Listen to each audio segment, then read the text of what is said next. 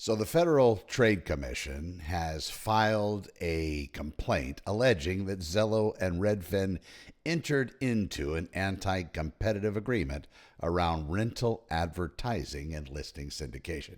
Good day, everybody. I'm Connor with Honor. I want to talk about this because I think it kind of shows you where that world might be going. You have a discount brokerage on one side, and then you have a large mega real estate syndication website on the other.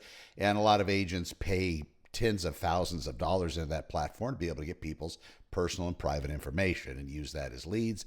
In addition, I believe they have some kind of a brokerage tied up in there as well. So you have these two mega organizations. Thank God I've never been a part of either one.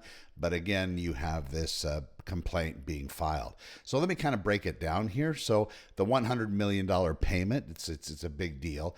What the FTC says is that Zillow paid Redfin $100 million in February of this year, 2025, to get Redfin to exit competing rental advertising business and to syndicate Zillow's listings. Pay to play, right? A pay to exit type agreement can reduce competition by pushing a competitor out rather than competing on quality or price. So that's great.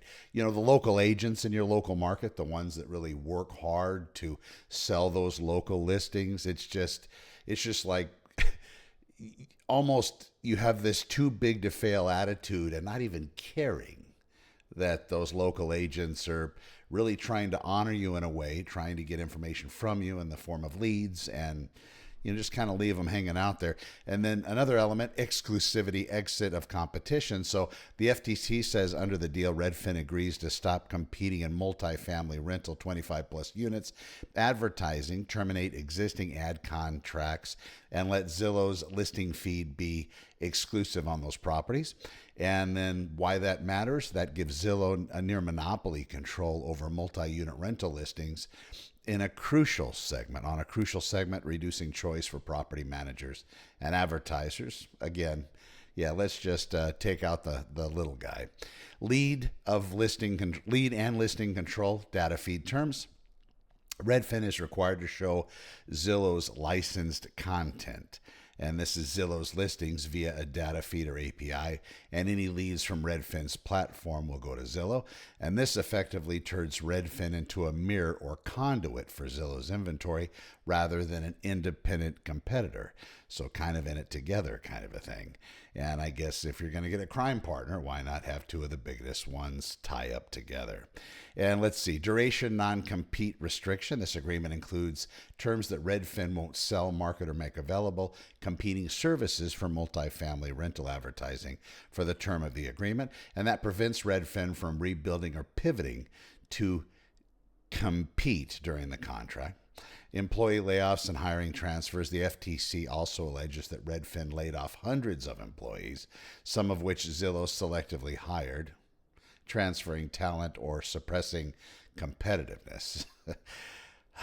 That suggests consolidation not just of listings and contracts, but human capital and institutional capability.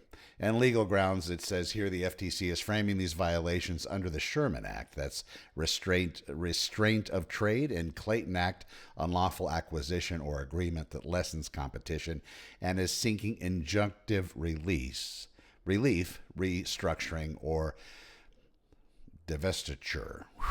If a court agrees, the deal could be unwound and future behavior constrained. So in short, the FTC sees this as a deal disguised as a partnership, but in substance, it's a purchase of competitive exit and market consolidation. Why does this matter? Well, reduce competition and higher costs. If fewer independent platforms can compete, ad pricing and terms could worsen for property managers, landlords, and also advertisers. So the FTC warns that advertising costs could rise. That's from their website. Less innovation, user experience pressure. With diminished competitive pressure, Zillow Redfin may feel less incentive to improve search features, platform performance, UI, UX, or landlord landlord or rental tools.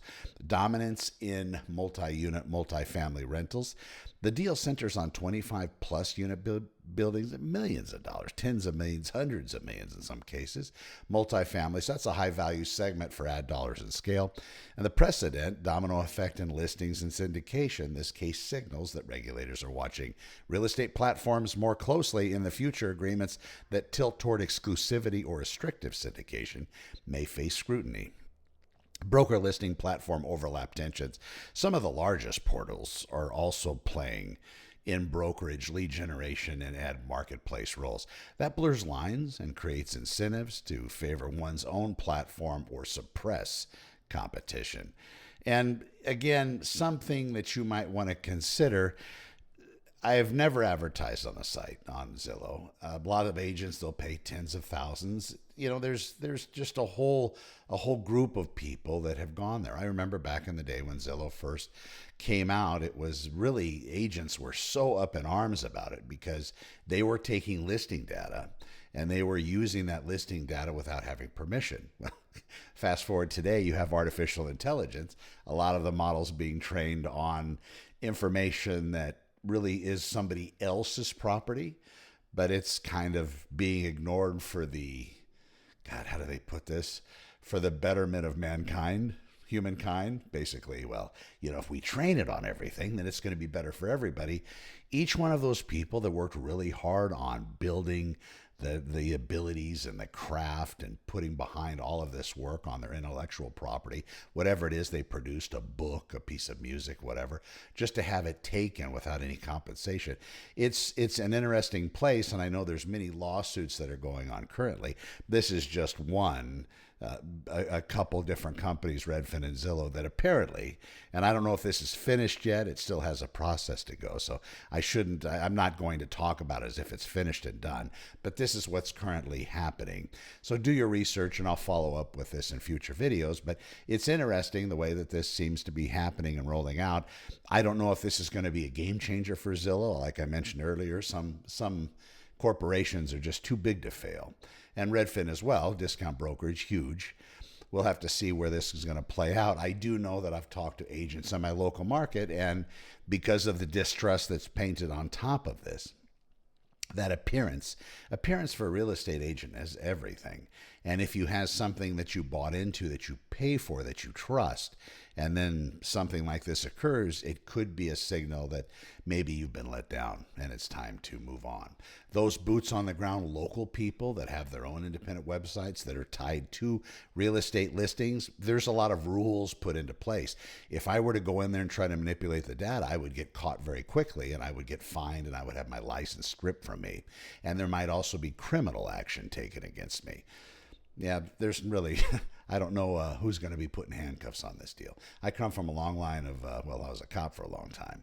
And, maybe in a corporate setting, it's hard to find that single individual that's accountable. Maybe they will, maybe they won't.